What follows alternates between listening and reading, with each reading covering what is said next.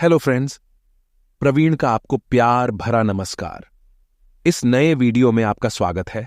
हम हमेशा नई दिलचस्प कहानियां लेकर आते हैं। वीडियो शुरू करने से पहले एक रिक्वेस्ट, प्लीज पूरा वीडियो देखें। हो सकता है कि आप आज अपने दिन की सबसे अच्छी कहानी देख रहे हों। अगर आप बीच में छोड़ देंगे तो आपको कभी पता नहीं चलेगा कि यह क्या कहानी थी।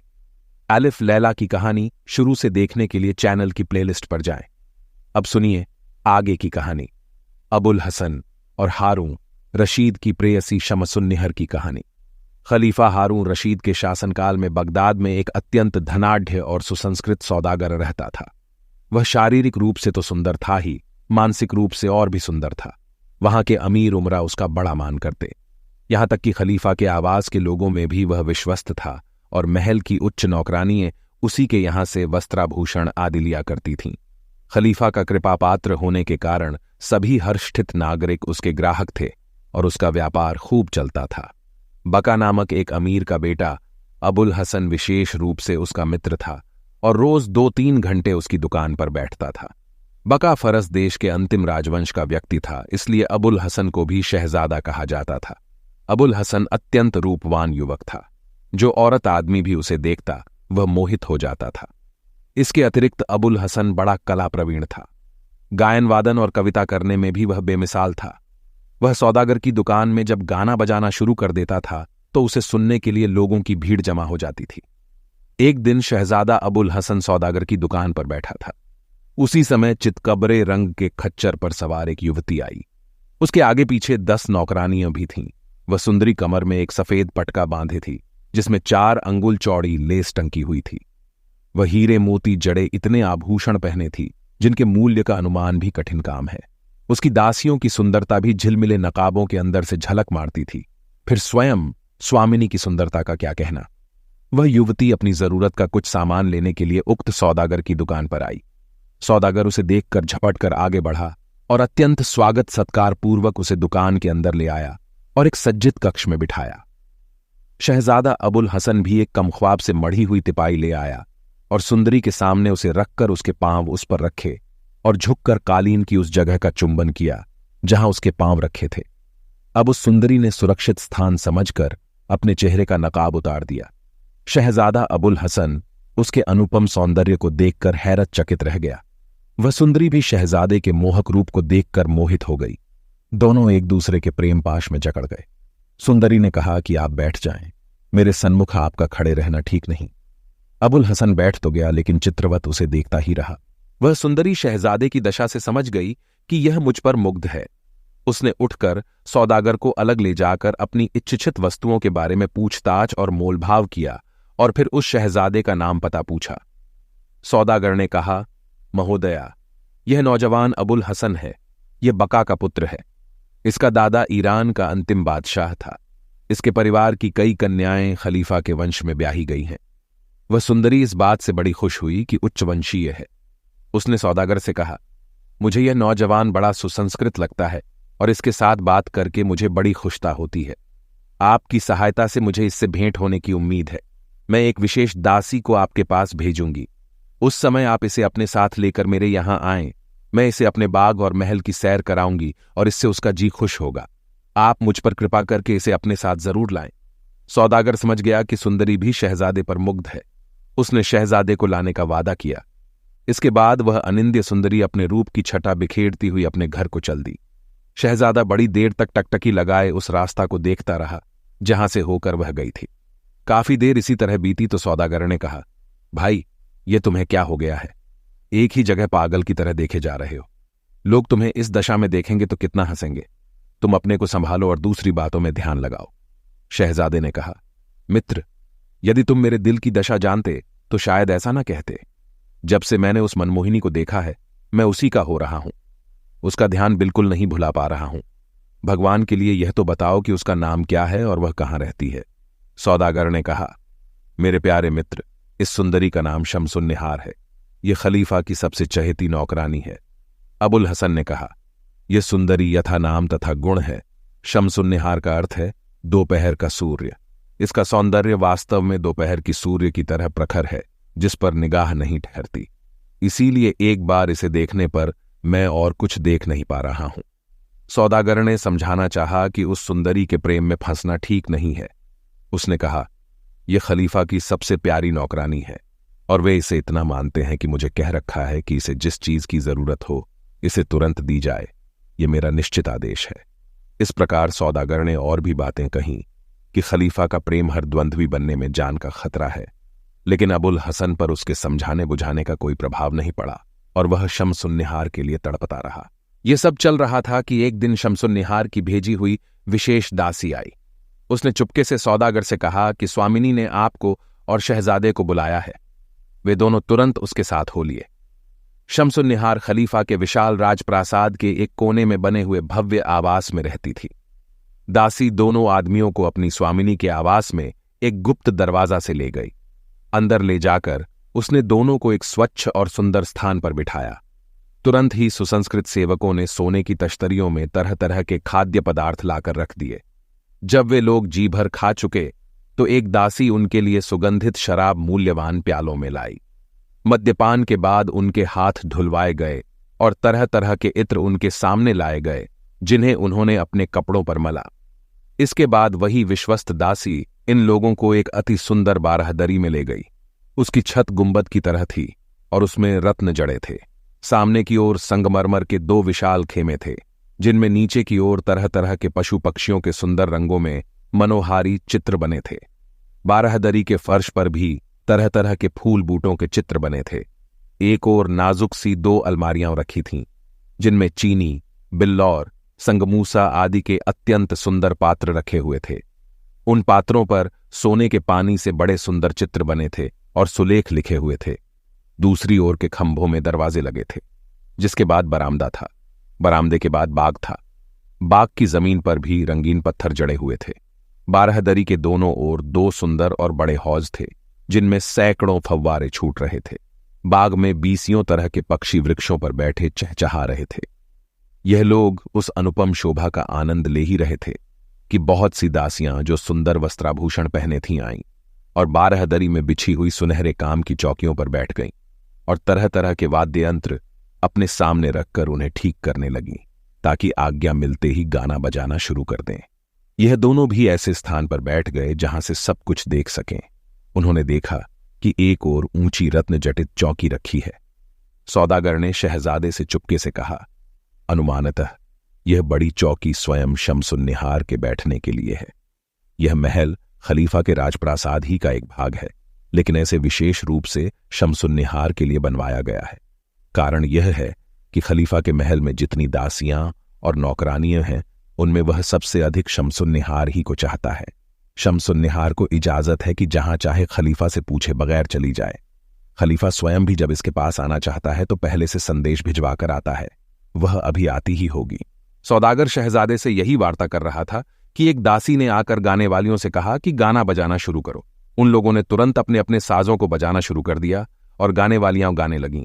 शहजादा उस स्वर्गोपम संगीत को सुनकर मुग्ध सा रह गया। इतने में दासियों ने शमसुन्निहार के आने की घोषणा की। शहजादा भी संभल कर बैठ गया। सबसे पहले वही विशेष और मुख्य दासी आई, जिसने 10 मजदूरिनों से उठवाकर बड़ी चौकी शहजादे के बैठने की जगह के पास रखवाई।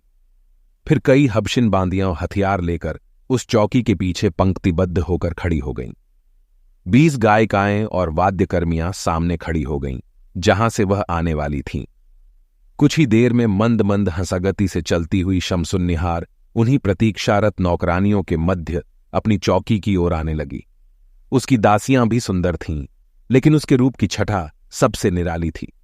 वह सिर से पांव तक रत्न जटित आभूषणों से लदी थी और 2 दासियों के कंधों पर हाथ रखे हुए धीरे धीरे चल रही थी। वह आकर अत्यंत शालीनतापूर्वक अपने आसन पर विराजमान हुई। बैठने के बाद उसने संकेत से उसका अभिवादन किया। फिर शमसुन्निहार ने गाने बजाने वाली नौकरानियों को आज्ञा दी कि अपनी कला का प्रदर्शन करें। हबशिनों ने गाने वालियों की चौकियां उस जगह के समीप लगा दीं जहां सौदागर और शहजादे की चौकी बिछी थी। वे गाने वालियां व्यवस्थापूर्वक अपनी चौकियों पर बैठ गईं। शमसुन्निहार ने एक गाने वाली से कहा कि कोई श्रृंगारिक राग गाओ। उसने अत्यंत मृदु स्वर में एक तड़पता हुआ गीत गाया। यह गीत शहजादे और शमसुन्निहार की दशा को व्यक्त कर रहा था। शहजादा भावातिरेक में बेहाल हो गया। उसने एक वादिका से बांसुरी ली और बांसुरी पर तड़पते हुए प्रेम की एक ध्वनि निकाली और बहुत देर तक उसे बजाता रहा।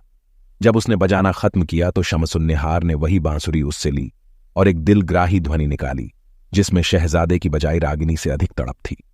शहजादे ने फिर एक वाद्य यंत्र लिया और एक अति मोहक रागिनी उस पर बजानी शुरू की। अब ऐसा वातावरण हो गया कि शहजादा और शमसुन्निहार इतने प्रेम विह्वल हो गए कि उनका संयम जाता रहा। शमसुन्निहार अपनी चौकी से उठकर बारहदरी के अंदरूनी हिस्से में जाने लगी। शहजादा भी उसके पीछे चल दिया। 2 क्षण बाद ही दोनों आलिंगनबद्ध हो गए और सुदबुद्ध खोकर जमीन पर गिर पड़े। दासियों ने दौड़कर दोनों को संभाला और बेदमुश्क का अर्क छिड़क कर दोनों को चैतन्य किया। शमसुन्निहार ने होश में आते ही पूछा कि सौदागर कहाँ है। सौदागर बेचारा अपनी जगह बैठा कांप रहा था। उसकी समझ में नहीं आ रहा था कि इस कांड की परिणति कहाँ होगी और खलीफा को यह हाल मालूम हो जाएगा तो क्या होगा। शहजादे ने आकर कहा कि शमसुन्निहार तुम्हें बुलाती है, तो वह उठकर उसके पास आया। शमसुन्निहार ने उससे कहा कि मैं आपकी बड़ी एहसानमंद हूं कि आपने शहजादे से मेरा मिलन करवा दिया। सौदागर ने कहा, मुझे यह हैरत है कि आप लोग एक दूसरे से मिलन होने पर भी इतने विह्वल क्यों हैं। शमसुन्निहार ने कहा कि सच्चे प्रेमियों की यही दशा होती है। उन्हें वियोग का दुख तो सालता ही है, मिलन में भी उनकी व्याकुलता कम नहीं होती। यह कहने के बाद शमसुन्निहार ने दासियों को खाना लाने की आज्ञा दी। शमसुन्निहार, शहजादे और सौदागर ने रुचिपूर्वक खाना किया। फिर शमसुन्निहार ने शराब का प्याला उठाया और एक गीत गाकर उसे पी गई। दूसरा प्याला उसने शहजादे को दिया। उसने भी एक गीत गाकर प्याला पी लिया। यह आनंद मंगल हो ही रहा था कि एक दासी ने धीरे से कहा कि खलीफा का प्रधान सेवक मसरूर खलीफा का संदेश लाया है और आपकी प्रतीक्षा में खड़ा है। शहजादा और सौदागर यह बात सुनकर बड़े भयभीत हुए और उनके मुंह पर हवाइयां उड़ने लगीं। शमसुन्निहार ने उन्हें धीरज बंधाया और दासी से कहा कि तुम मसरूर को कुछ देर बातों में उलझाओ ताकि मैं शहजादे को छुपा सकूं। मैं शहजादे को छुपा लूंगी तो मसरूर को बुलाऊंगी। वह दासी गई तो शमसुन्निहार ने आज्ञा दी कि बारहदरी के दरवाजे बंद कर दो और बाग की तरफ लगे बड़े पर्दे गिरा दो ताकि रोशनी न आए। फिर उसने शहजादे और सौदागर को बारहदरी के ऐसे कोने में बिठा दिया जहां से वे किसी को दिखाई न दें। ये सब करके उसने पूर्ववत गाने बजाने वालियों को कला प्रदर्शन की आज्ञा दी और आदेश दिया कि मसरूर को अंदर लाया जाए। मसरूर 20 दासों के साथ आया और शमसुन्निहार को झुककर अभिवादन करने के बाद बोला कि खलीफा आपके विरह में व्याकुल हैं और आपसे भेंट के लिए बड़े इच्छुक हैं। शमसुन्निहार ने खुश होकर कहा, यह तो मेरा बड़ा तकदीर है कि वे कृपा करना चाहते हैं। मैं तो उनकी दासी हूं, जब चाहें आए। लेकिन मसरूर साहब, आप कुछ देर लगाकर ही उन्हें लाएं। कहीं ऐसा न हो कि जल्दी में खलीफा के स्वागत के प्रबंध में कुछ त्रुटि रह जाए। यह कहकर शमसुन्निहार ने मसरूर और उसके सेवकों को विदा किया और खुद आंखों में आंसू भरकर शहजादे के पास आई। सौदागर उससे आंसू बहाते देखकर घबराया कि कहीं ऐसा न हो कि राज खुल गया हो। शहजादा भी प्रेम मिलन में यह अचानक व्याघात देखकर अत्यंत दुखी होकर आहें भरने लगा। इतने ही में एक विश्वसनीय दासी ने शमसुन्निहार से कहा कि आप बैठी क्या कर रही हैं, नौकर चाकर आने लगे हैं और खलीफा किसी भी समय आ सकते हैं। शमसुन्निहार ने सर्द आह खींचकर कहा कि भगवान भी कैसा निर्दयी है कि मिलन होते ही विरह का दुख हम पर डाल दिया। ये कहकर उसने दासी से कहा, इन दोनों को ले जाकर उस मकान में रखो जो बाग के दूसरे कोने पर है। इन्हें बिठाकर मकान में ताला लगा देना। फिर अवसर पाने पर इन्हें मकान के गुप्त दरवाजा से निकालकर दजला नदी के किनारे ले जाकर नाव पर बिठा देना। ये कहकर उसने शहजादे का आलिंगन करके उसे विदा किया। दासी ने होशियारी के साथ शहजादे और सौदागर को दजला नदी के तट वाले मकान में पहुंचाकर कहा कि तुम बेखटके यहां रहो, किसी को पता नहीं चलेगा। ये कहकर दासी तो मकान में बाहर से ताला लगाकर चली गई, लेकिन यह दोनों काफी देर तक इधर उधर घूमकर देखते रहे कि शायद कहीं भागने का रास्ता मिल जाए, लेकिन उन्हें कोई रास्ता नहीं मिला। फिर उन्होंने झरोखे से देखा कि खलीफा के अंगरक्षक पैदल और सवार बाग में आ रहे हैं। यह देखकर इन दोनों के प्राण सूखने लगे।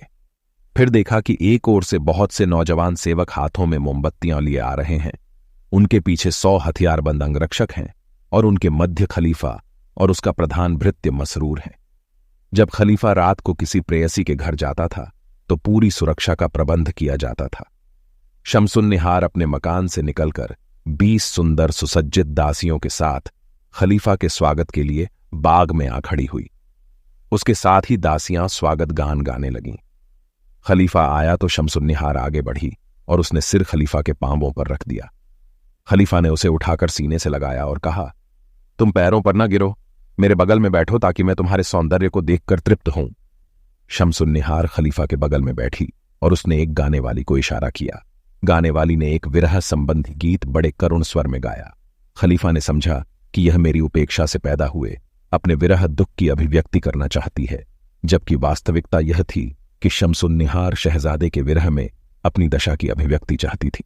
शम्सुन्निहार यह विरह गीत सुनकर इतनी विह्वल हुई कि गश खाकर गिरने लगी। दासियों ने दौड़कर उसे संभाला।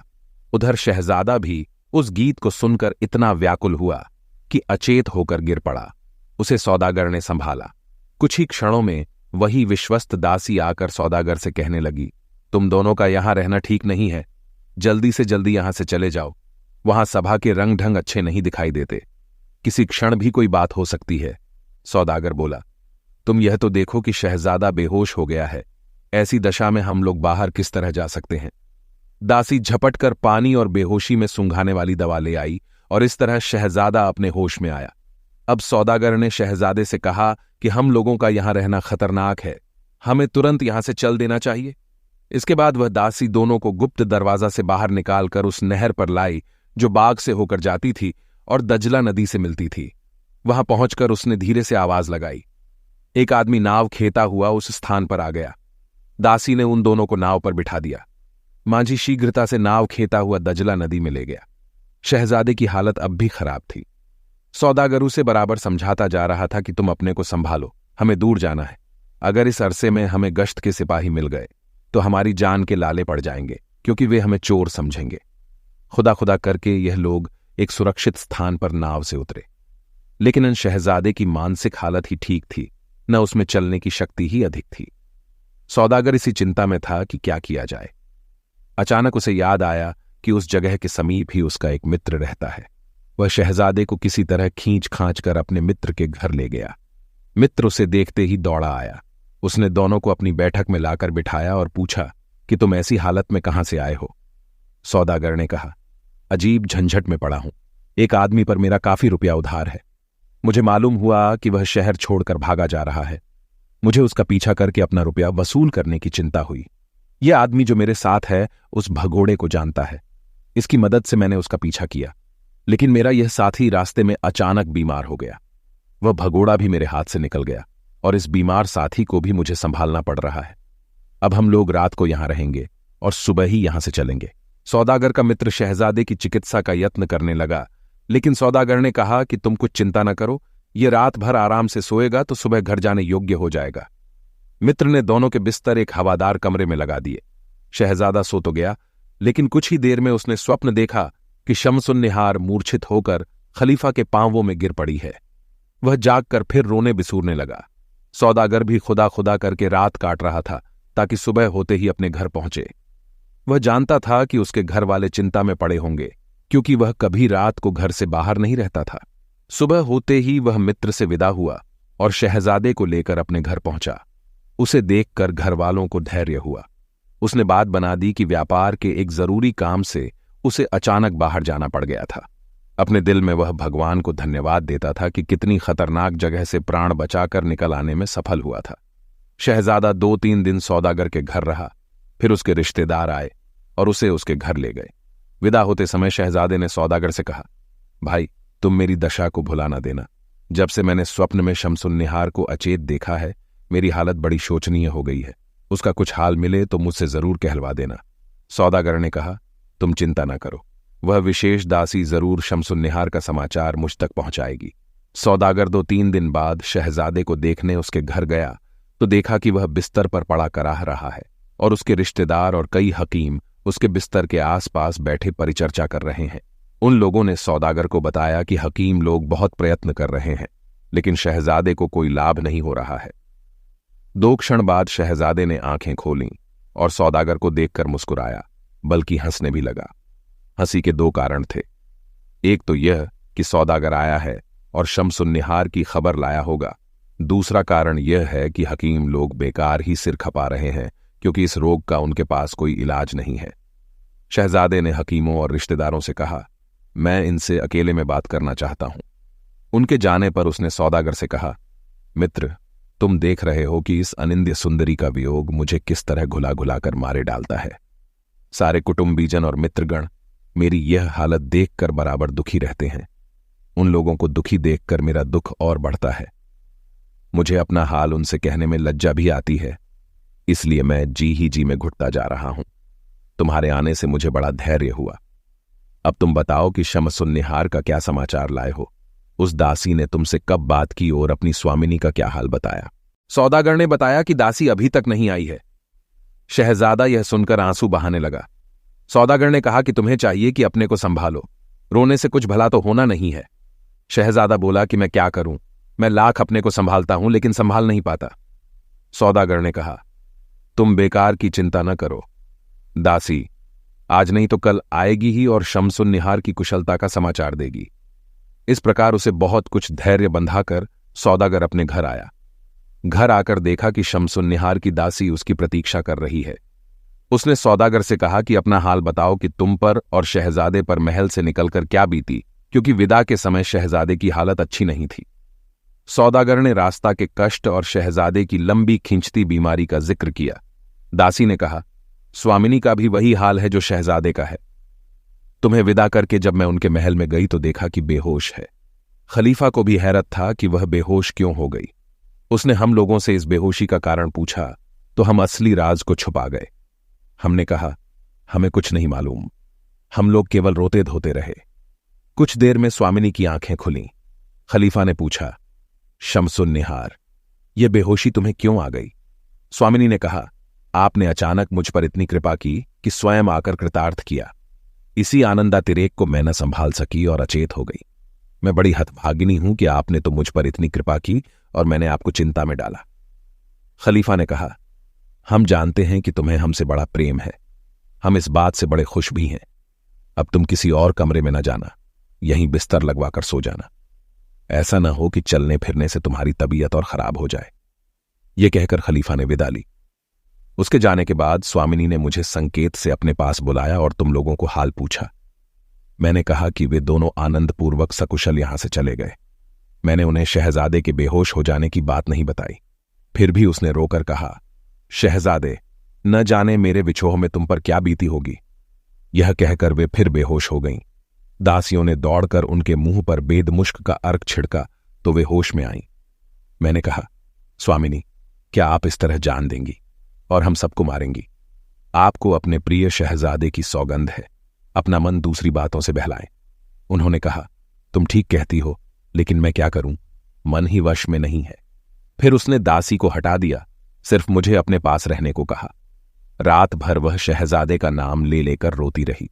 सुबह मैं उसे उठाकर उसके मुख्य विश्राम कक्ष में ले गई। वहां खलीफा के आदेश से भेजा हुआ हकीम पहले ही से मौजूद था। कुछ देर में खलीफा स्वयं वहां आ गए। दवा दारू की गई, लेकिन उससे कोई लाभ नहीं हुआ। उल्टे उसकी दशा और गंभीर होती गई। 2 दिन बाद उसे रात को थोड़ी देर के लिए नींद आई। सुबह उठकर उन्होंने मुझे आज्ञा दी कि मैं तुम्हारे पास आऊं और शहजादे का समाचार लाकर उन्हें दूं। सौदागर ने कहा, उनसे कहो, शहजादा बिल्कुल ठीक ठाक है, लेकिन शमसुन्निहार की बीमारी की बात सुनकर बड़ा चिंतित है। उनसे यह भी कहना कि वे ध्यान रखें कि खलीफा के सामने उनके मुंह से कोई ऐसी बात न निकल जाए जिससे हम सब मुसीबत में फंस जाएं। सौदागर ने दासी से यह कहकर उसे विदा किया और स्वयं शहजादे के समीप गया और उसे बताया कि शमसुन्निहार ने तुम्हारा हाल पूछने के लिए दासी भेजी थी। उसने दासी से सुनी हुई बातें विस्तार पूर्वक शहजादे को बताईं। शहजादे ने सौदागर को रात भर अपने पास रखा। सुबह सौदागर अपने घर आया। कुछ ही देर हुई थी कि शमसुन्निहार की दासी उसके पास आई और उसे सलाम करके कहा कि स्वामिनी ने यह पत्र शहजादे के लिए भेजा है। सौदागर उस दासी को लेकर शहजादे के पास गया और बोला कि शमसुन्निहार ने तुम्हारे लिए यह पत्र भेजा है और साथ ही अपनी दासी को तुम्हारी कुशलता जानने के लिए भेजा है। शहजादा यह सुनकर उठ बैठा। उसने दासी को बुलाकर पत्र उससे लिया और पत्र को चूमकर उसे आंखों से लगाया। पत्र में शमसुन्निहार ने अपनी वियोग व्यथा का वर्णन किया था। शहजादे ने उसका उत्तर लिखकर दासी को दे दिया। शहजादे से विदा होकर दासी और सौदागर अपने अपने घर गए। सौदागर चिंता में पड़ गया कि यह दासी रोज रोज मेरे पास आती है और मुझे रोज रोज उसे लेकर शहजादे के पास जाना पड़ता है। शहजादा और शमसुन्निहार तो एक दूसरे के प्रेम में पागल हैं, लेकिन अगर खलीफा को पता चलेगा तो मैं मुफ्त में मारा जाऊंगा। मेरी सारी हर्षठा मिट्टी में मिल जाएगी और क्या जाने जान पर भी बनाए और मेरे परिवार पर भी मुसीबत पड़े। इससे अच्छा है कि मैं यह शहर ही छोड़ दूं और कहीं और जा बसूं। एक दिन सौदागर इसी चिंता में अपनी दुकान पर बैठा था कि उसका एक मित्र जो जौहरी था उससे मिलने को आया। वह बराबर सौदागर के पास शमसुन्निहार की दासी को आते और फिर दोनों को शहजादे के पास आते देख रहा था। सौदागर को चिंतित देखकर वह समझा कि इस पर कोई बड़ी विपत्ति पड़ी है, इसलिए उसने पूछा कि खलीफा के महल की दासी तुम्हारे पास क्यों आया करती है। सौदागर को इस सवाल से भय हुआ। उसने कहा कि यूं ही कुछ लेन देन के काम से आती है। जौहरी ने कहा, लेन देन नहीं, कोई और बात है। सौदागर ने जब देखा कि जौहरी को उसके उत्तर से संतोष नहीं हुआ तो उसने तय किया कि उसे पूरा हाल बता ही देना ठीक है। उसने राजगुप्त रखने का वचन लेकर उससे कहा, शमसुन्निहार और फारस का शहजादा एक दूसरे से प्रेम करते हैं और मेरी मध्यस्थता से एक दूसरे का हाल पाते हैं। मैं सोचता हूं कि कहीं यह बात खलीफा को झांत हो गई तो भगवान जाने मेरा क्या हाल होगा। इसलिए अब मैं सोचता हूं कि यहां का कारोबार समेटकर बसरा चला जाऊं और वहीं बस जाऊं। जौहरी को यह सुनकर हैरत हुआ। कुछ देर में उसने विदा ली। 2 दिन बाद वह सौदागर की दुकान पर आया तो उसे बंद पाया। वह समझ गया कि सौदागर यहां का हिसाब समेटकर बसरा को चला गया है। जौहरी के दिल में शहजादे के लिए बड़ी करुणा उपजी। बेचारे का एकमात्र सहारा वह सौदागर था और वह भी चला गया। इसीलिए उसने सोचा कि सौदागर के स्थान पर वह स्वयं शहजादे का सहायक हो जाए। वह शहजादे के पास गया। शहजादे ने यह जानकर कि वह एक हर्षित जौहरी है उसका सम्मान किया और बिस्तर से उठकर बैठ गया और पूछा कि मेरे लायक क्या काम है। जौहरी ने कहा, हालांकि मैं पहली बार आपसे मिला हूं तथापि मैं आपकी सेवा करना चाहता हूं। इस समय एक बात पूछना चाहता हूं। शहजादे ने कहा कि जो पूछना चाहें खुशी से पूछिए। जौहरी ने कहा, अमुक सौदागर आपका बड़ा मित्र था, आप मुझे भी उसी की तरह विश्वसनीय समझिए। वह कह रहा था कि मैं बगदाद छोड़कर बसरा जा बसूंगा। आज मैं उसकी दुकान पर गया तो बंद पाया। मैं समझता हूं कि सौदागर वास्तव में बसरा में जा बसा है। क्या आप बता सकेंगे कि उसके बगदाद छोड़ने और बसरा जाने के क्या कारण है? शहजादा जौहरी की बात सुनकर पीला पड़ गया और बोला, क्या तुम्हारी यह बात ठीक है कि सौदागर बगदाद छोड़ गया? जौहरी ने कहा कि मेरा तो यही विचार है। शहजादे ने अपने एक नौकर से कहा कि सौदागर के घर जाकर पता लगाए कि वह कहाँ है। सेवक ने कुछ देर बाद आकर कहा कि सौदागर के घर वाले कहते हैं कि वह 2 दिन हुए बसरा चला गया है और वहीं रहेगा। नौकर ने चुपके से यह भी बताया कि किसी अमीर महिला की दासी आपसे मिलने आई है। शहजादा समझ गया कि शमसुन्निहार की ही दासी होगी। उसने उसे बुलाया। जौहरी उसके आने के पहले उठकर दूसरे कक्ष में जा बैठा। दासी ने आकर शहजादे की दशा अधिक अच्छी देखी और उससे कुछ बातें करके विदा हुई। अब जौहरी फिर आकर शहजादे के पास बैठा और कहने लगा कि आपका तो खलीफा के महल से बड़ा संपर्क जान पड़ता है। शहजादे ने चिढ़कर कहा, तुम ये कैसे कहते हो? क्या तुम्हें मालूम है कि यह औरत कौन है? जौहरी ने कहा, मैं इसको और इसकी स्वामिनी को अच्छी तरह जानता हूं। यह खलीफा की चहेती नौकरानी शमसुन्निहार की दासी है और अपनी मालकिन के साथ आया करती है, जो कि मेरे दुकान से जवाहरात खरीदने आती रहती है। मैंने इसे कई बार उस सौदागर के पास भी आते जाते देखा है। शहजादा यह सुनकर डर गया कि यह आदमी हमारे सारे राज जानता है। वह एक क्षण चुप रहकर बोला, मुझसे सच सच कहो कि क्या तुम इस दासी के यहां आने का राज जानते हो? जौहरी ने सौदागर से हुई सारी बातें शहजादी को बताईं और कहा, मैं आपके पास इसी कारण से उपस्थित हुआ हूं। सौदागर के चले जाने के बाद मुझे आप पर बड़ी दया आई कि आपका मध्यस्थ कौन होगा। मैंने तय किया कि सौदागर की जगह मैं ही आपका विश्वास पात्र सेवक बनकर काम करूं। मुझसे अधिक विश्वसनीय व्यक्ति आपको और कोई नहीं मिलेगा। शहजादे को उसकी बातें सुनकर धैर्य हुआ। उसने अपने मन का राज जौहरी को बताया, लेकिन साथ ही कहा, भाई, मुझे तो तुम पर पूरा विश्वास है, लेकिन शमसुन्निहार की दासी ने तुम्हें यहां बैठे देख लिया है। वह तुमसे खुश नहीं मालूम होती। वह कह रही थी कि तुम ही ने सौदागर को यह शहर छोड़कर बसरा जा बसने की सलाह दी है। दासी ने यह बात अपनी स्वामिनी से भी कही होगी। ऐसी दशा में तुम मध्यस्थ किस तरह बन सकते हो? जौहरी ने कहा, मैंने सौदागर को शहर छोड़ने की सलाह नहीं दी। हां, यह जरूर है कि जब उसने मुझसे कहा कि मैं बसरा में बसना चाहता हूं तो मैंने उसे रोका नहीं। मैंने सोचा कि इस व्यक्ति को अपनी हर्षठा और अपनी जान बचाने की चिंता है, तो उसे क्यों रोका जाए?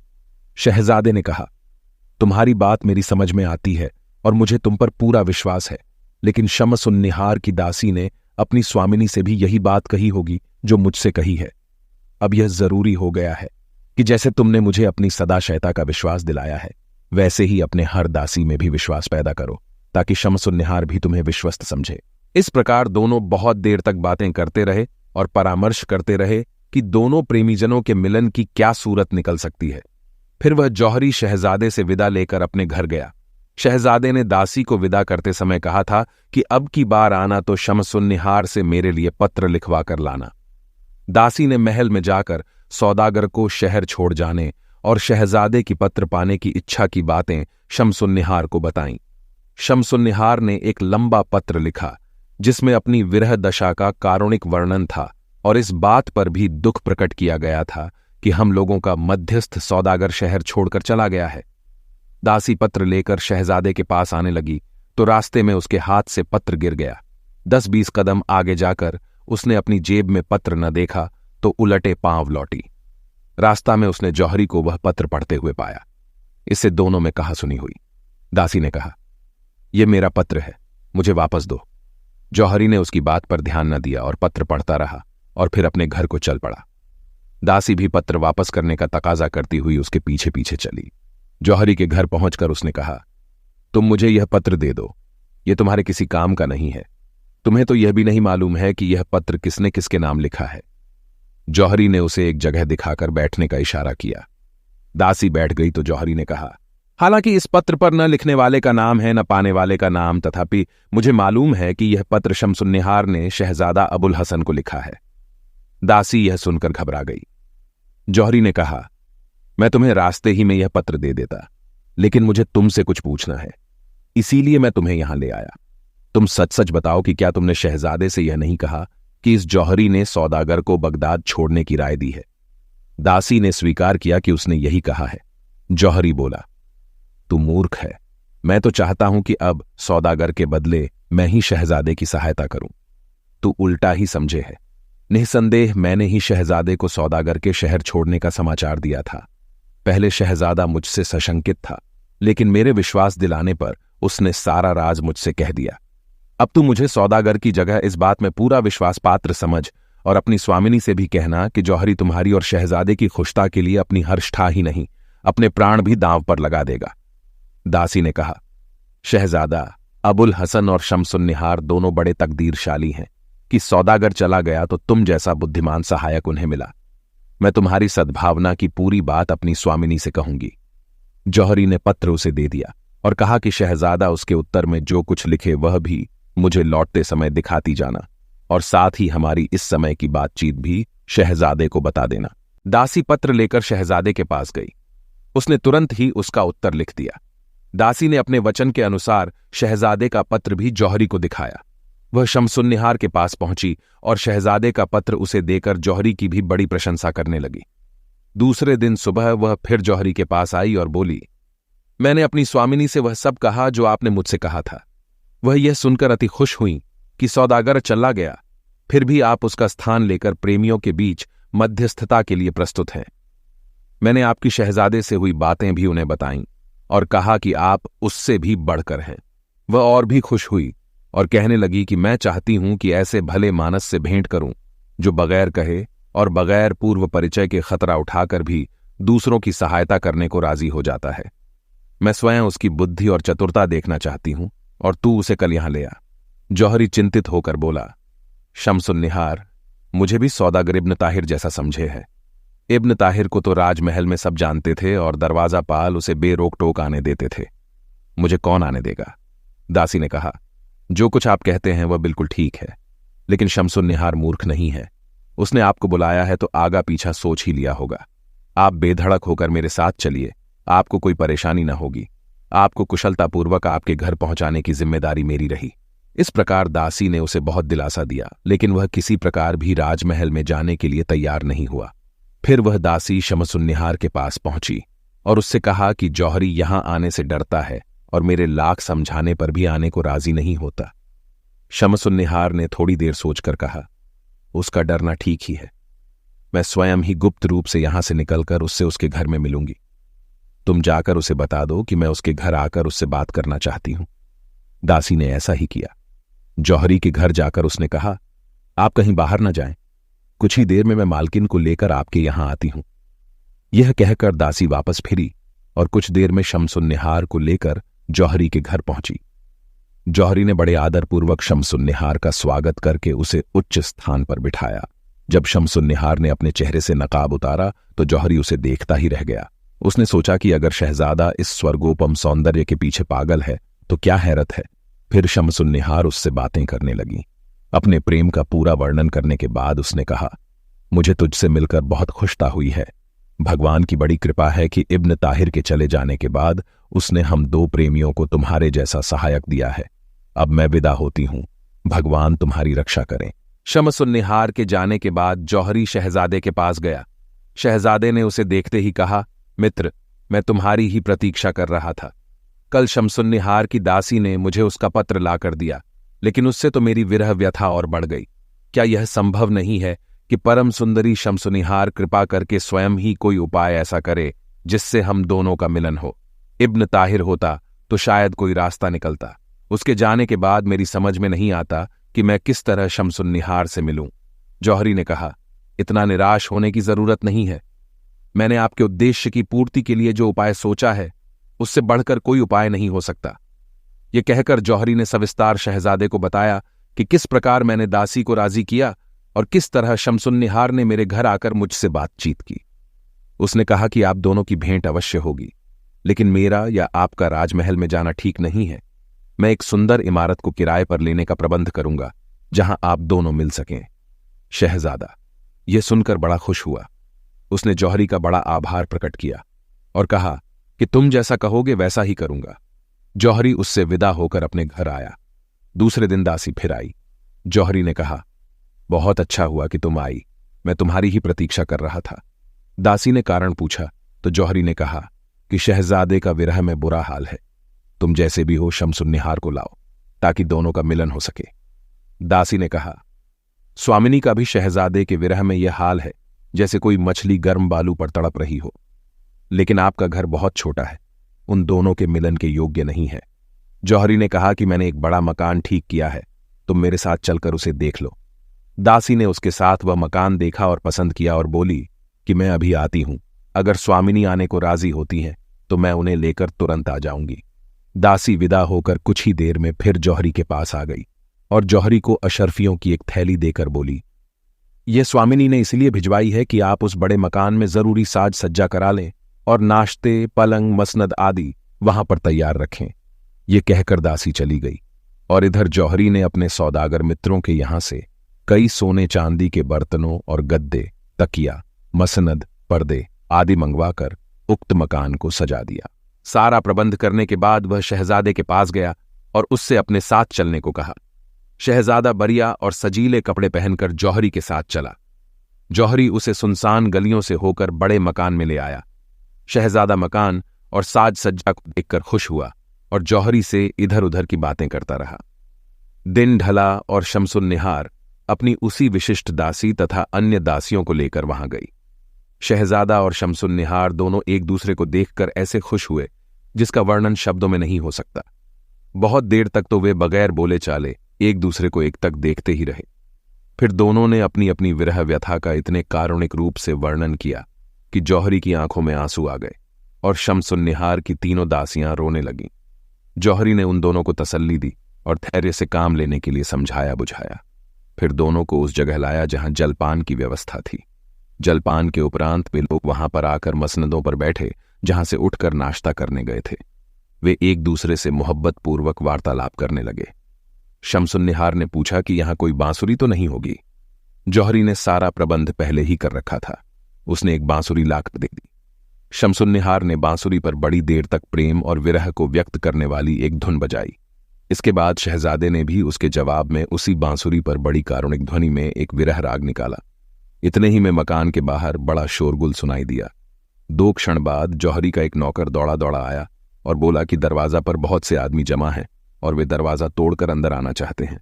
उसने कहा कि जब मैंने उनसे पूछा कि तुम कौन हो और क्या चाहते हो तो उन्होंने मुझे पीटना शुरू कर दिया और मैं जान बचाकर दरवाजा बंद करके अंदर भाग गया। ये सुनकर जौहरी स्वयं दरवाजा पर गया कि देखे कि क्या बात है। दरवाजा खोला तो देखा कि 100 आदमी हाथों में नंगी तलवारें लिए खड़े हैं। उसकी हिम्मत न उनसे बात करने की हुई, न अंदर वापस आने की। वह एक पड़ोसी की, जिसे वह पहले से जानता था, दीवार पर चढ़कर उसके मकान में कूद पड़ा। उसने पड़ोसी को बताया कि मुझ पर क्या बीत रही है। पड़ोसी ने उसे घर के एक कोने में छुपा लिया। आधी रात को पड़ोसी की तलवार लेकर जौहरी बाहर निकला, क्योंकि उस समय सारा शोर थम गया था और निस्तब्धता छा गई थी। बड़े मकान में देखा तो उसे सुनसान पाया। न वहां शहजादा या शमसुन्निहार या उनकी दासियां थीं, न कोई साज सामान या बर्तन भांडे। मकान में घूमते घूमते एक कोने में उसे एक आदमी का शब्द सुनाई दिया। उसने पूछा, कौन हो? छुपे हुए आदमी ने उसकी आवाज पहचानी और बाहर निकल आया। वह जौहरी का एक सेवक था। जौहरी ने उससे पूछा कि वे हथियारबंद लोग क्या गश्त के सिपाही थे? उसने कहा, वे लोग गश्त के सिपाही नहीं थे, बल्कि डाकू थे और सब कुछ लूट कर ले गए। कई दिनों से यह लोग लूट मार कर रहे हैं और कई मोहल्लों में जाकर कई घरों में डाका डाल चुके हैं। जौहरी को भी विश्वास हो गया कि वे लोग डाकू ही थे, क्योंकि वे सारी चीजें भी लूट कर ले गए थे। उसने शहजादा और शमसुन्निहार के साथ सारा साज सामान भी गायब देखा तो सिर पीटने लगा कि जिन मित्रों से वह चीजें मांग कर लाया था, उन्हें क्या जवाब दूंगा। सेवक ने उसे धैर्य देते हुए कहा, विश्वास रखिए कि शहजादा और शमसुन्निहार दोनों कुशलपूर्वक होंगे।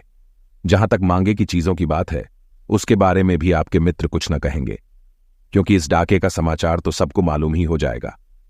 जौहरी सोचने लगा कि इब्न ताहिर ही अच्छा रहा कि समय रहते निकल गया। मेरा माल तो लूटा ही है, देखो आगे क्या होता है, जान भी बचती है या नहीं। सवेरा होने पर सारे शहर में डाके का समाचार फैल गया।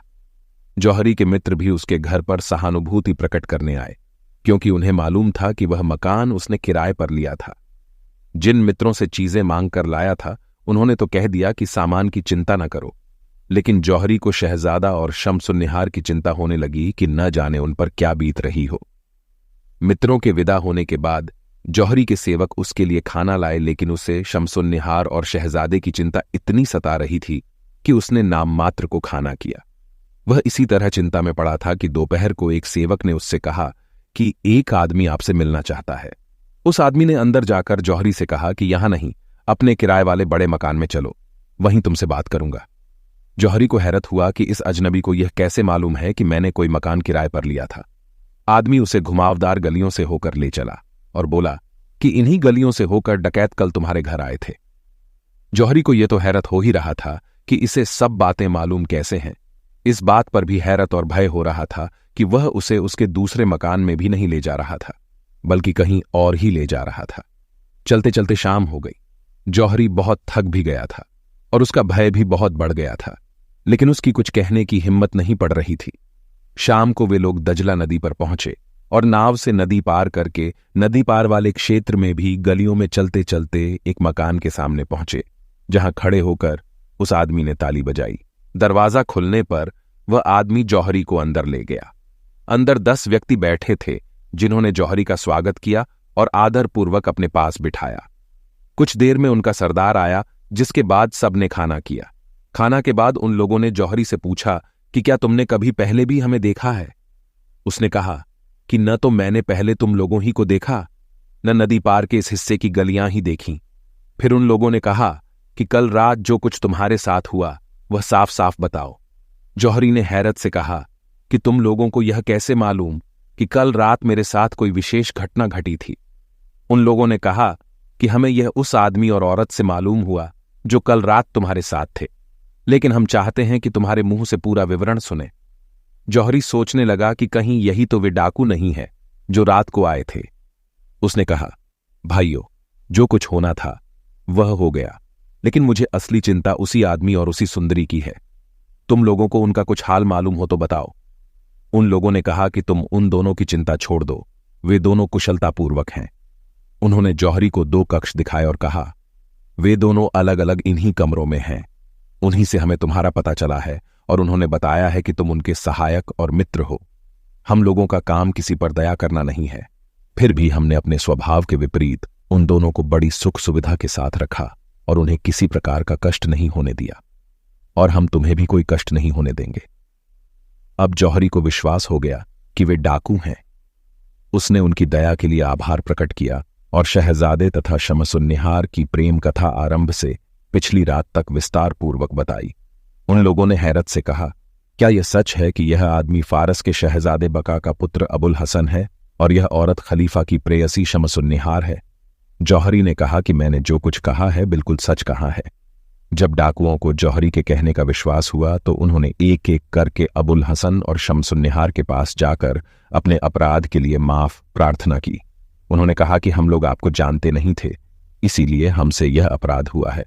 उन्होंने कहा कि हमने जो कुछ आपके घर से लूटा था वह सबका सब तो वापस नहीं कर सकते, क्योंकि उसमें से बहुत कुछ हमारे अन्य साथी ले गए हैं, लेकिन सोने और चांदी के बर्तन जरूर यहां हैं, उन्हें हम वापस कर देंगे। उन डाकुओं ने बर्तन देकर उन तीनों से कहा कि हम तुम्हें सुरक्षापूर्वक नदी के उस पार पहुंचा देंगे, लेकिन तुम लोगों को यह वादा करना पड़ेगा कि हमारा राज नहीं खोलोगे। उन तीनों ने कसम खाई कि हम लोग तुम्हारे बारे में किसी को नहीं बताएंगे। इसके बाद वे डाकू उन तीनों को एक नाव में बिठाकर नदी के पार तक छोड़ गए, लेकिन ज्यों ही वे तीनों तट पर उतरे कि गश्त के सिपाही इधर आ निकले। डाकू तो उन्हें देखते ही अपनी नाव तेजी से खेते हुए भाग गए, लेकिन गश्त वालों ने इन तीनों को पकड़ लिया और पूछा कि तुम लोग इस निर्जन स्थान में क्या कर रहे थे? जौहरी ने सच्ची बात न बताई, बल्कि कहा कि डाकू दल मेरे घर डाका डालकर मुझे पकड़ ले गए और इन दोनों को भी मेरे यहां से पकड़ ले गए। आज न जाने क्या सोचकर उन्होंने हम सभी को नदी पार पहुंचा दिया और लूटा हुआ कुछ माल भी वापस कर दिया। उसने कहा कि वे लोग जो नाव में नदी पार कर रहे हैं डाकू ही हैं। गश्त के मुखिया ने उसकी बात का विश्वास कर लिया। उसे छोड़कर शहजादे और शमसुन्निहार से पूछने लगे कि तुम लोग कौन हो और इस सुंदरी को उसके घर से कौन लाया है? इस पर शहजादा तो कुछ न बोला, लेकिन शमसुन्निहार ने गश्ती दल के मुखिया को अलग ले जाकर कुछ कहा। उसने तुरंत घोड़े से उतरकर उसे सलाम किया और आदेश दिया कि 2 नावें लाई जाएं। उसके एक पर शमसुन्निहार को बिठाकर उसके घर पहुंचाने का आदेश दिया, दूसरी पर माल की गठरियों के साथ ही शहजादे और जौहरी को बिठाकर अपने 2 सिपाही उनके साथ कर दिए, ताकि वे उन्हें सुरक्षापूर्वक उनके घर पहुंचा दें। लेकिन वे सिपाही इन लोगों से खुश नहीं थे। उन्होंने नाव को शहर के घाट पर ले जाने के बजाय कारागार की ओर मोड़ दिया और जौहरी के लाख हर वाद करने पर भी उन्हें कारागार में पहुंचा दिया। कारागार के प्रधान अधिकारी ने इन लोगों से पूछा कि तुम लोग कौन हो और तुम्हें क्यों पकड़ा गया है? जौहरी ने इस अधिकारी को भी पूरी बात बताई और कहा कि गश्ती दल के मुखिया ने हमारी बात का विश्वास करके हमें हमारे घर पहुंचाने का आदेश दिया था, लेकिन इन 2 सिपाहियों ने हमें बंदीगृह में पहुंचा दिया। शायद यह लोग हमसे कुछ घूस चाहते थे और वह न मिलने पर उन्होंने ऐसा किया। कारागृह के अधिकारी को भी जौहरी की बात का विश्वास हो गया। उसने गश्त के दोनों सिपाहियों को खूब डांटा फटकारा और अपने 2 सिपाहियों को आदेश दिया कि दोनों को माल असबाब के साथ शहजादे के घर पर पहुंचा दिया जाए।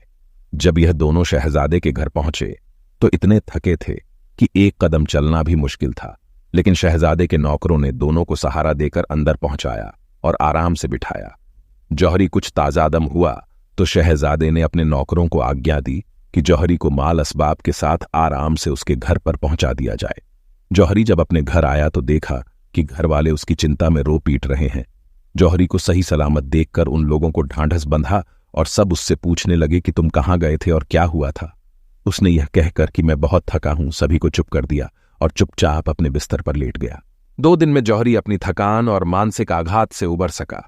तीसरे दिन वह अपने एक मित्र के घर जी बहलाने जा रहा था कि रास्ता में एक औरत ने उसे अपने पास आने का इशारा किया। जौहरी पास गया तो उसने पहचाना कि यह शमसुन्निहार की विश्वस्त दासी है। जौहरी इतना डरा हुआ था कि उसने उससे वहां पर कोई बात न की और उसे अपने पीछे आने का इशारा करके एक ओर को चलने लगा। दासी भी पीछे पीछे चली। वे लोग चलते चलते एक निर्जन मस्जिद में गए और वहां दासी ने जौहरी से पूछा कि आप डाकुओं से कैसे बचे? जौहरी ने कहा, पहले तुम अपना हाल बताओ कि तुम और 2 अन्य दासियां कैसी बचीं। दासी ने कहा कि जब डाकू आपके घर पर आए तो हम तीनों ने समझा कि खलीफा को पता चल गया है और उसने अपने सिपाही भेजे हैं। हम तीनों अपनी जान के डर से मकान की छत पर चढ़ गईं और छतों छतों होते हुए एक भले मानस के घर में आ गईं। उसने दया करके हमें रात भर अपने यहां सुरक्षित रखा। सवेरे हम लोग अपने आवास पर पहुंचे। अन्य दासियां स्वामिनी को हमारे साथ न देखकर चिंतित हुई तो हमने उन्हें दिलासा दिया कि वे अपनी एक सहेली के घर रह गई हैं। दासी ने कहा, हम लोग भी स्वामिनी के बारे में चिंतित थे। हमने उस शाम को एक नाव पर एक आदमी को भेजा कि अगर किसी सुंदरी को किसी आदमी के साथ भटकते देखें तो यहां ले आएं। हम लोग आधी रात तक हर आहट पर कान लगाए रहे। आधी रात को अपने आवास के पिछवाड़े के घाट पर नाव का शब्द सुना। जाकर देखा कि हमारे भेजे हुए आदमी तथा एक अन्य व्यक्ति के साथ स्वामिनी नाव पर आई हैं। वे इतनी अशक्त थीं कि एक कदम चल भी नहीं सकती थीं। हम लोग उन्हें संभाल कर लाए। उन्होंने चुपके से उन 2 आदमियों को 1000 अशर्फी देकर विदा किया। अब वे अच्छी हैं। उन्होंने हम लोगों को डाकुओं द्वारा पकड़े जाने और छूटने का वृत्तांत भी बताया। दासी के यह कहने के बाद जौहरी ने भी वह सब कुछ बताया जो उस पर और शहजादे पर बीता था। दासी ने 2 थैलियां अशर्फियों की दीं और कहा, हमारी स्वामिनी ने यह आपके लिए भेजी हैं क्योंकि उन्हें इस बात का बड़ा ख्याल है कि आपको उनकी वजह से बड़ा कष्ट और नुकसान हुआ है, इसलिए आपकी क्षतिपूर्ति की जा रही है। जौहरी ने धन्यवाद पूर्वक वह धन ले लिया। उसने उसमें से कुछ इसलिए खर्च किया कि मित्रों से मांगी हुई चीजें उन्हें खरीद कर लौटा दे। फिर भी काफी बचा, जिससे उसने एक विशाल और सुंदर मकान उसी दिन बनवाना आरंभ कर दिया। फिर वह शहजादे के घर उसका हालचाल पूछने को गया। शहजादे के नौकरों ने बताया, वे जब से आए हैं आंखें बंद किए अपने बिस्तर पर पड़े हैं। उन्होंने कुछ भी खाया पिया नहीं है। जौहरी इससे चिंतित हुआ। उसने शहजादे के पास जाकर उसे बड़ा धैर्य दिया। शहजादे ने जौहरी की आवाज सुनकर आंखें खोलीं और उसकी बातें सुनता रहा। फिर उसने जौहरी का हाथ दबाकर कहा कि मित्र, तुमने हमारे लिए बड़ा कष्ट सहा, मैं कैसे तुम्हारा आभार प्रकट करूं। जौहरी ने कहा, मैं आपका सेवक हूं, आपके लिए सब कुछ कर सकता हूं, लेकिन भगवान के लिए खाना पीना शुरू कीजिए और अपने स्वास्थ्य को ठीक रखिए। शहजादे ने जौहरी के कहने से कुछ खाया पिया। फिर एकांत में उसने शमसुन्निहार का समाचार पूछा। जौहरी ने कहा, वह कुशलपूर्वक हैं और कल ही उसने अपनी दासी को भेजा था कि मुझसे आपकी कुशलक्षेम पूछें। जौहरी इसके बाद अपने घर आना चाहता था, लेकिन शहजादे ने उसे रोक लिया और आधी रात तक जाने न दिया। आधी रात को जौहरी अपने घर गया और दूसरे दिन फिर शहजादे के पास पहुंचा। शहजादे ने चाहा कि जौहरी की क्षतिपूर्ति के निमित्त कुछ धन दे दे, लेकिन जौहरी ने न लिया और कहा कि मुझे शमसुन्निहार ने काफी धन इस हेतु दे दिया है। दोपहर को जौहरी शहजादे से विदा होकर अपने घर पहुंचा। उसे घर पहुंचे बहुत देर न हुई थी कि शमसुन्निहार की वही विश्वस्त दासी रोती पीटती उसके घर पहुंची। उसने बताया कि अब तुम्हारी और शहजादे की जान खतरे में है। अगर तुम लोगों को अपने प्राण प्यारे हैं तो तुरंत शहर छोड़कर कहीं को निकल जाओ। जौहरी ने हैरान होकर कहा, आखिर हुआ क्या है? तू क्यों इतना रो पीट रही है और क्यों मुझे इतना भय दिखा रही है? साफ साफ पूरी बात बता। उस दासी ने कहा, जब हम लोग उस मकान से भागकर अपने आवास पर पहुंचे और बाद में शमसुन्निहार भी घर पहुंची, तो उसने मेरे साथ की 2 दासियों में से एक को किसी बात पर रुष्ट कर उसे दंड देने की आज्ञा दी। उस पर बहुत मार पड़ी और वह उसी रात को भय और क्रोध के कारण शमसुन्निहार के महल से भाग गई और महल के रक्षकों के प्रधान के पास शरण लेने चली गई। उस दासी ने रक्षकों के प्रमुख से उस रात का सारा हाल बता दिया। रक्षकों के प्रमुख ने उसे न जाने क्या सलाह दी। फिर वह खलीफा के महल में चली गई और संभवतः उसने खलीफा को भी सारी बातें बता दीं। खलीफा ने 20 सिपाही भेजकर शमसुन्निहार को पकड़वाकर बुलाया। इसके आगे मुझे नहीं मालूम कि उसने उसे मरवा डाला या कुछ और किया। मैं यह देखकर सारा हाल तुमसे कहने आई हूं। यह सुनकर जौहरी के होश उड़ गए। उसने फिर शहजादे के मकान की ओर दौड़ लगाई। शहजादे को उसकी बदहवासी को देखकर हैरत हुआ और उसने तुरंत जौहरी से बात करने के लिए एकांत करवाया। जब जौहरी ने उसे पूरा हाल बताया और कहा कि खलीफा ने शमसुन्निहार को गिरफ्तार करवा दिया है, तो शहजादे को गश आ गया। कुछ देर में होश आने पर उसने पूछा कि शमसुन्निहार के लिए क्या किया जा सकता है। जौहरी ने कहा कि आप शमसुन्निहार के लिए कुछ नहीं कर सकते, लेकिन यहां रहे तो स्वयं भी मरेंगे और मुझे भी मरवा डालेंगे। आप कृपा करके फौरन उठिए और मेरे साथ इवनाजपुर की ओर प्रस्थान करिए। किसी समय भी खलीफा के सिपाही आकर हम दोनों को पकड़ सकते हैं और बाद में हम दोनों बड़े निरादर पूर्वक मारे जाएंगे।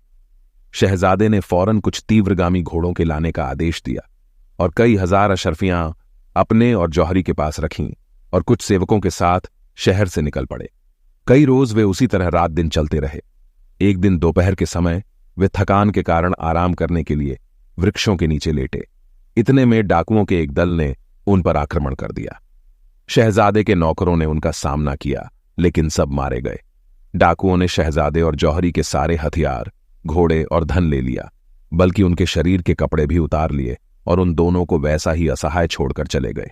शहजादे ने कहा, संसार में मुझसे अधिक अभागा कौन होगा कि एक विपत्ति खत्म नहीं होती कि दूसरी आ पड़ती है। यदि इस्लाम में आत्महत्या को पाप न समझा जाता तो मैं अपनी जान अपने हाथों दे देता। अब मैंने तय किया है कि यहां से कहीं नहीं जाऊंगा, बल्कि शम्सुन्निहार की याद में यहीं जान दे दूंगा। जौहरी ने उसे बहुत समझाया बुझाया कि इस प्रकार निराश नहीं होना चाहिए और भगवान की इच्छा को स्वीकार करना चाहिए। बहुत समझाने पर शहजादा उठा और दोनों एक पगडंडी पर चलने लगे। कई मील चलकर इन्हें एक मस्जिद मिली। वे दोनों भूखे प्यासे रात भर वहीं पड़े रहे।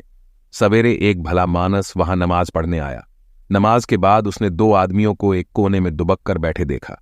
उसने कहा कि तुम लोग परदेसी जान पड़ते हो। जौहरी ने कहा, हमारी दशा आप देख ही रहे हैं। हम लोग बगदाद से आ रहे थे कि रास्ते में डाकुओं ने हमें लूट लिया, कुछ भी हमारे पास न छोड़ा। उस आदमी ने कहा कि आप लोग मेरे घर चलें और आराम करें। जौहरी बोला, कैसे चलें? वे लोग हमारे कपड़े भी ले गए और हम नंगे बैठे हैं। उस आदमी ने बाहर जाकर अपने घर से 2 चादरें लीं और मस्जिद में आकर इन लोगों से चलने को कहा। अब जौहरी को कुछ और ही शक हुआ कि यह आदमी इतना कृपालु क्यों है। उसने सोचा, कहीं ऐसा तो नहीं कि खलीफा ने हम लोगों की गिरफ्तारी के लिए इनामी इश्तिहार दिया हो और यह इनाम के लालच में हमें पकड़वाना चाहता हो। उसने कहा, आपकी कृपा के लिए धन्यवाद, लेकिन बीमारी और भूख से मेरे साथी की हालत खराब हो गई है और वह चलने फिरने के योग्य नहीं है। उस भले आदमी ने एक नौकरानी से उन दोनों के लिए कुछ खाना भी भिजवा दिया। जौहरी ने पेट भर खाना खा लिया, लेकिन शहजादे की हालत वास्तव में खराब थी। उससे एक कौर भी नहीं खाया गया। उसने समझ लिया कि मेरा आखिर समय आ गया है और वह जौहरी से बोला, भाई, अब मैं बच नहीं सकता। तुम देख ही रहे हो कि मैंने शम्सुन्निहार के प्रेम में क्या क्या विपत्तियां उठाईं और इस आखिर समय में भी उसी की याद कर रहा हूं। मुझे मरने का दुख नहीं है। अब तुमसे अंतिम प्रार्थना है कि मैं मर जाऊं तो मेरे शव को कुछ दिनों के लिए इसी भले आदमी की निगरानी में छोड़ना और बगदाद जाकर मेरी माता को मेरी मृत्यु की सूचना देना और कहना कि यहां से मेरी लाश उठवा कर ले जाए और विधिपूर्वक दफन करवाएं। यह कहकर शहजादे ने अपने प्राण छोड़ दिए। जौहरी उसके लिए बहुत देर तक विलाप करता रहा। उस दिन उस भले आदमी के पास लाश रखवाकर एक यात्री दल के साथ बगदाद की ओर चला। बगदाद पहुंचकर उसने शहजादे की मृत्यु की सूचना उसकी मां को दी। बेचारी वृद्धा जवान बेटे के लिए सिर पीट पीट कर बहुत रोई। फिर कई सेवकों के साथ वहां गई जहां शहजादे का शव रखा हुआ था। इधर जौहरी अपने घर में बैठा शोक मना रहा था कि उसके पूरे प्रयत्नों के बाद भी इस प्रेम प्रसंग का ऐसा दुखद आखिर हुआ। एक दिन वह इसी शोक में अपने घर के सामने घूम रहा था कि उसे शम्सुन्निहार की वही विश्वस्त दासी मिली। वह उसे अपने घर में ले गया और उसे बताया कि उसकी सूचना के बाद जब शहजादे के साथ मैं भागा तो क्या हुआ और किस प्रकार उस शहजादे ने शम्सुन्निहार की याद करते हुए प्राण छोड़ दिए और अब शहजादे की मां अपने बेटे की लाश लेने गई है। यह सुनकर दासी भी सिर पीट पीट कर रोने लगी। बाद में दासी ने कहा, अब शम्सुन्निहार भी इस दुनिया में नहीं है। खलीफा ने उसे पकड़वा मंगाया तो उसने खलीफा के सामने स्वीकार कर लिया कि वह अबुल हसन के प्रेम में पागल है। अबुल हसन का नाम लेने के साथ ही वह इस तरह तड़पने और छटपटाने लगी कि उसके सच्चे प्रेम से खलीफा भी प्रभावित हुआ और उसके दिल में क्रोध के बजाय सहानुभूति जागृत हो गई। उसने शम्सुन्निहार को गले लगाया और बहुत कुछ भेंट और पारितोषक देकर उसे विदा किया। उसने अपने महल में आकर मुझसे कहा कि तूने मेरे साथ बड़ा एहसान किया है, लेकिन मैं भी अब 2 घड़ी की मेहमान हूं। मैंने उसे धैर्य दिया और कहा, ऐसी बातें नहीं करनी चाहिए। शाम को खलीफा फिर उसके पास आया और गाना बजाना शुरू हुआ, लेकिन प्रेम संगीत ने उसकी दशा खराब कर दी और वह मर गई। खलीफा ने पहले तो उसे बेहोश समझा और उसे होश में लाने के बहुत प्रयत्न करवाता रहा, लेकिन जब निश्चय हुआ कि वह मर गई तो उसने शोक में आज्ञा दी कि समस्त वाद्य यंत्र तोड़ दिए जाएं। अब उस सभा में संगीत के बदले रुदन के स्वर उठने लगे। खलीफा खुद भी वहां अधिक न बैठ सका और अपने महल को चला गया। मैं रात भर स्वामिनी के शव के पास बैठी रही। सुबह मैंने लाश को नहलाया और महल के अंदर बड़े मकबरे में, जहां दफन होने की इजाजत शम्सुन्निहार ने पहले ही खलीफा से ले ली थी, दफन किया। अब मैं चाहती हूं कि जब शहजादे की लाश आए तो उसे भी स्वामिनी की कब्र के बगल में गाड़ा जाए, ताकि दोनों प्रेमी मरकर तो एक जगह रहें। जौहरी ने कहा कि खलीफा की इजाजत के बगैर यह कैसे संभव है। दासी ने कहा, इसकी चिंता न करें। खलीफा ने मुझसे कहा कि तू हमेशा उसकी वफादार रही, अब मरने के बाद भी उसकी सेवा में रह और उसकी कब्र की देखभाल कर। खलीफा ने मुझे वहां का सारा अधिकार दे दिया है। वैसे भी उसे शहजादे और शम्सुन्निहार के प्रेम का हाल मालूम है और वह इस प्रसंग से नाराज भी नहीं है जब शहजादे की लाश बगदाद पहुंची तो जौहरी ने उस दासी को इसकी सूचना भिजवाई। वह आकर शहजादे की लाश को शहजादे की माता की इजाजत लेकर महल वाले मकबरे में ले गई। शहजादे की शव यात्रा में हजारों आदमी शामिल थे। आखिरतः शहजादे को भी अपने प्रेयसी के बगल में दफन कर दिया गया। तब से दूर दूर के देशों से लोग आकर उनकी कब्रों पर मनौती मानते हैं। शहरजाद ने यह कथा खत्म की तो उसकी बहन दुनियाजाद ने कहा कि यह कहानी बहुत ही सुंदर थी। क्या तुम्हें और भी कोई कहानी आती है? शहरजाद बोली, यदि मुझे आज प्राणदंड न मिला तो मैं कल शहजादा कमरुज्जमा की कहानी सुनाऊंगी। बादशाह शहरयार ने नई कहानी सुनने के लालच में उस दिन भी शहरजाद का वध नहीं करवाया और अगली सुबह के पूर्व शहरजाद ने नई कहानी आरंभ कर दी। इस वीडियो में कहानी यहीं तक। आगे के लिए आपसे मिलते हैं अगली वीडियो में। ऐसे ही और भी ढेरों मजेदार कहानियां, हैरान कर देने वाले किस्से, अनसुलझी घटनाएं, रहस्य और जानकारियों के लिए अभी हमारे चैनल को सब्सक्राइब करें। आपको ये वीडियो पसंद आया हो तो लाइक जरूर कीजिए और शेयर कीजिए। नोटिफिकेशन के लिए राइट साइड जो नीचे बेल आइकन है इसको दबा दें ताकि लेटेस्ट अपडेट आपके पास सबसे पहले पहुंचे। तब तक के लिए हंसते रहिए, मुस्कुराते रहिए।